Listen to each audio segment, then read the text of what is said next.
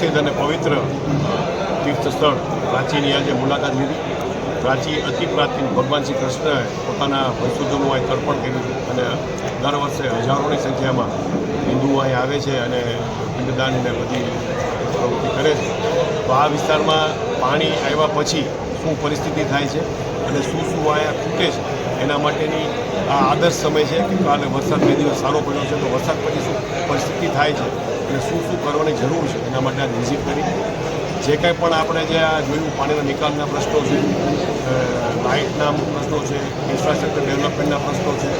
એ બધા પ્રશ્નોની ગામજનો પાસે રજૂઆત સાંભળી અને એના આધારે ખાતરીપૂર્વક કહું છું કે આગામી એક જ સમયમાં આ તમામ પ્રશ્નોનું નિરાકરણ કરવામાં આવશે। અને એવું એક આયોજન આપણે સાથે મળીને કરીએ કે ભગવાન માધવરાયજી અત્યારે જે અંદર જોઈએ તો અંદર જે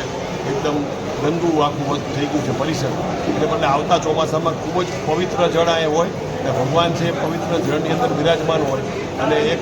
સારું વાતાવરણ, સારો સંદેશ અહીંયા આવતા દર્શનાર્થીઓ આપણે આપી શકીએ એ પ્રમાણેની ગામ આયોજન કર્યું છે અને અમને